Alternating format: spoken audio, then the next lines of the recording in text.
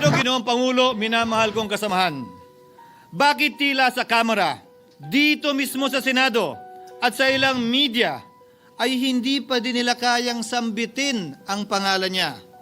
Pues, sasabihin ko, Martin Romualdez.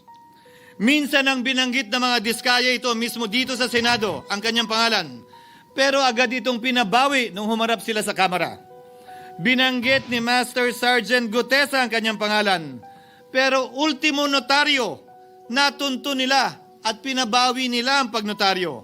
Buti na lang, huli na't nasabi na niya ang pangalan ni Martin Romualdez na pinanumpan dito mismo sa ating Blue Ribbon Committee.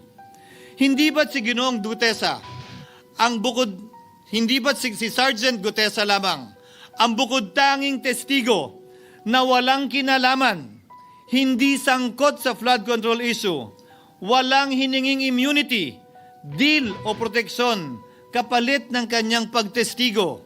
Siya ang kauna-unahang nagtestigo na personal na naghatid ng pera sa bahay mismo ni Martin Romualdez. Ang salaysay niya, Ginoong Pangulo, ay kumpirmasyon ng matagal nang isinisiwalat ni Congressman Chanco at Mayor Magalong kung sino ang ulo sa paglilimas sa kaban ng bayan na ating naririnig na rin.